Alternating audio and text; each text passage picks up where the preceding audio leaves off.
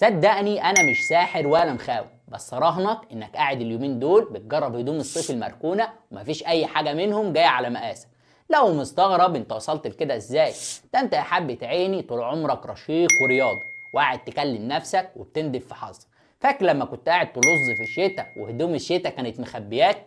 اتاك الصيف يا تارك الدايت.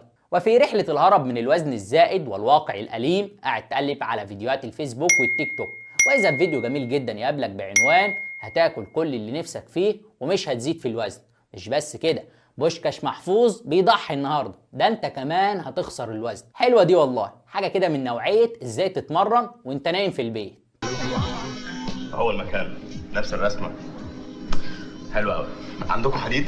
فهل بقى الموضوع ده صحيح فعلا وينفع نطبقه، ولا في جزء من الحقيقه متخبي عنه؟ بكل بساطه الموضوع ده صح ومش صح.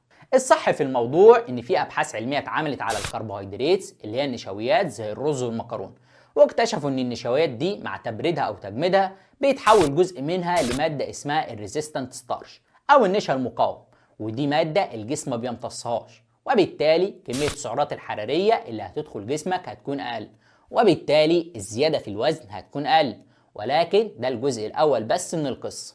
اما بقى الجزء الثاني من القصه ففي كذا حاجه لازم تكون عارفها. اولا ان كميه النشويات اللي بتتحول لنشا مقاوم كميه قليله جدا، تقدر تقريبا ب 15% فقط. بمعنى تاني بسيط، لو انت هتاكل كميه من الرز السعرات الحراريه فيها قبل التبريد 200 سعر حراري، فبعد التبريد جسمك هيمتص 170 سعر حراري فقط، يعني الفقد في السعرات الحراريه 30 سعر حراري. وما اعتقدش ان دي كميه كبيره هتاثر مع ناس ما بتسميش قبل ما تاكل. ثانيا النشا المقاوم نفسه اللي الجسم ما بيمتصوش ممكن يرجع تاني ويمتصه عادي جدا، وده مع التسخين لدرجات حراره عاليه بتكسر النشا المقاوم، يبقى كاننا ما عملناش اي حاجه. ثالثا بقى ودي الكارثه الكبيره، وهي ان مجموعه من النشويات زي البطاطس ما ينفعش اصلا ان انت تجمدها وترجع تسخنها مره تانيه، وده لان البطاطس مع التجميد او التبريد بيتحول جزء منها لنوع معين من انواع السكريات، واللي بيتحول مع التسخين في الزيت لماده الاكريلاميد، وهي ماده قاتله بامتياز لانها من احدى مسببات السرطان.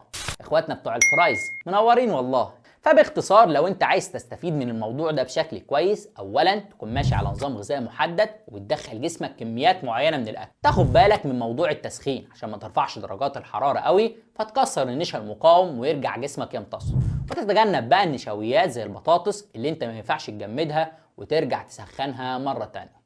الجميل بقى ان الموضوع ده مفيد جدا جدا لمرضى السكر، وده لان النشا المقاوم بيعمل على تقليل ارتفاع نسبه السكر في الدم، وكمان بيساعد على تنظيم.